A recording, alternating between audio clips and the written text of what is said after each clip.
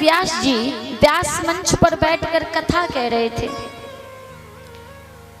तो जैसे ही वो कथा को गाए तो उनके मुख से थूक के छींटे निकले और थूक के छींटे श्रीमद् भागवत महापुराण पर पड़ रहे थे। किस पर?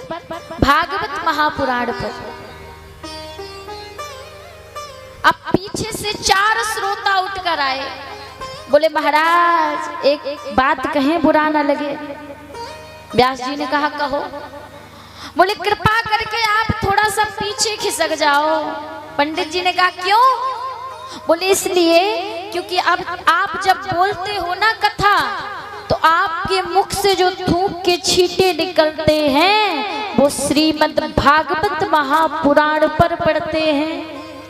व्यास जी ने जब सुना तो क्रोध आ गया और क्रोध में व्यास जी ने कहा, बोले सुनो, ये हमारे मुख से थूक के छींटे नहीं निकल रहे हैं मूर्ख, तू इसे थूक के छींटे बता रहा है। श्रोताओं ने कहा महाराज फिर क्या है? बोले थूक के छींटे नहीं तो फिर क्या है? व्यास जी ने कहा अरे मूर्ख, थूक के छींटे नहीं, ये तो ज्ञान रूपी गंगा बह रही है, ज्ञान रूपी गंगा। कौन सी गंगा? ज्ञान रूपी गंगा। श्रोता भी बड़े बुद्धिमान थे।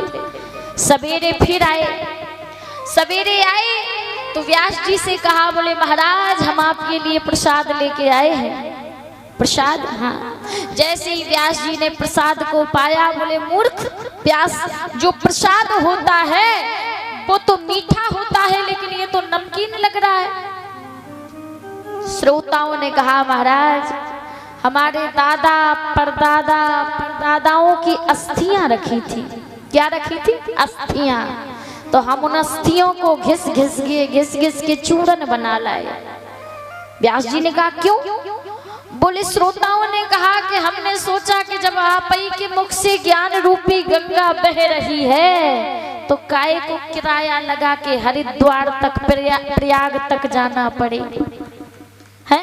जब आपके ही मुख से ज्ञान रूपी गंगा बह रही है तो काय के लिए हरिद्वार और प्रयाग और काशी और फलाना जाए हैं?